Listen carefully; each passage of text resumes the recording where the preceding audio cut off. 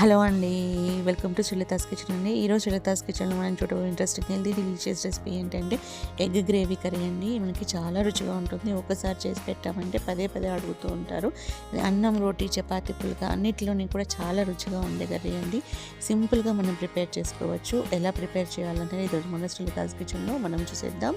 Recipe చేయడానికి ముందుగా ఒక మిక్సీ జార్లో మనం ఒక 3 టమాటోలను ముక్కలుగా కట్ చేసుకొని వేసుకొని దాంట్లో కొంచెం వాటర్ యాడ్ చేసుకొని మంచి ప్యూరీ లాగా ఇలా ప్రిపేర్ చేసుకొని మనం దీన్ని పక్కన పెట్టించుకోవాలండి. ఇప్పుడు దీన్ని కర్రీలోనికి మనం యూస్ చేసుకుంటాము. ఇప్పుడు స్టవ్ పైన ఒక ప్యాన్ పెట్టుకొని 2 టేబుల్ స్పూన్ల వరకు ఆయిల్ యాడ్ చేసుకోవాలి. ఈ ఆయిల్లోనే మనం ముందుగా ఎగ్స్ని మనం బీట్ చేసుకొని వేసుకుందాము. ఈ ఎగ్స్ని నేను ఇక్కడ 4 ఎగ్స్ని తీసుకుంటున్నానండి. ఎక్కువ క్వాంటిటీ కావాలంటే ఎక్కువ ఎగ్స్ని తీసుకోండి. ఇక్కడ నేను 4 ఎగ్స్ని తీసుకొని వీటిని చక్కగా నేను బీట్ చేసుకొని వేసుకుంటున్నాను. ముందుగా మనం ఎగ్స్ని ఇలా వేసుకున్న తర్వాత వెంటనే దీన్ని కలపకూడదండి. మనం 1 నిమిషం పాటు మూత పెట్టుకొని దీన్ని ఉంచేసుకోవాలి. అలాగే 1 నిమిషం తర్వాత చక్కగా మనకి కన్సిస్టెన్సీ చేంజ్ అవుతుంది.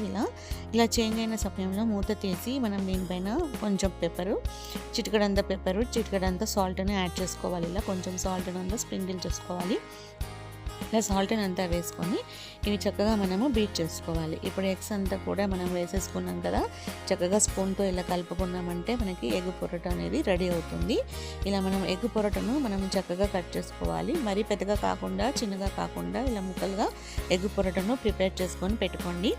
ఇలా ఎగ్ పొరటను ప్రిపేర్ చేసుకొని దీనంతా కూడా ఒక బౌల్లోకి తీసుకొని మనం పక్కన పెట్టేసుకుందాము.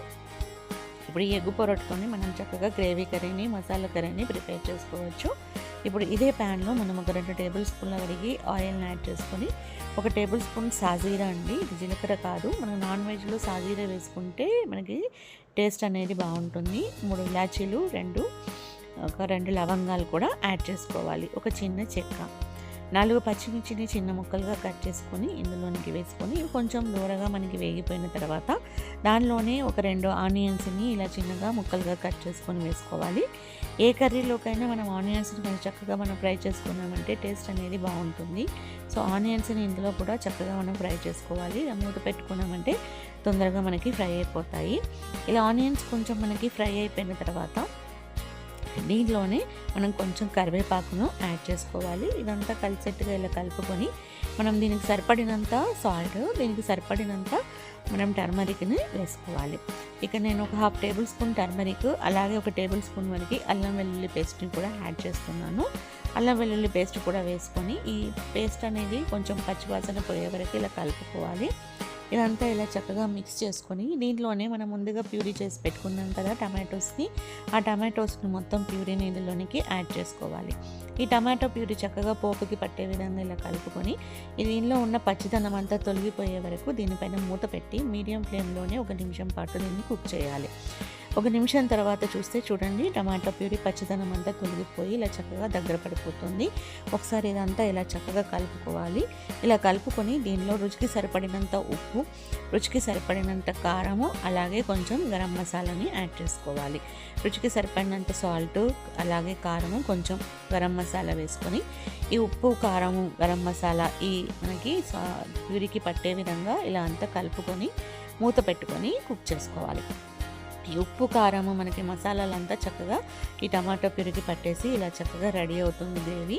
ఇలా రెడీ అయినటువంటి ఈ గ్రేవీలో మనం ముందుగానే ఎగ్స్ని పొరటు చేసి పెట్టుకున్నాం కదా, ఆ ఎగ్ పొరటునంతా ఇందులోనికి యాడ్ చేసుకోవాలి.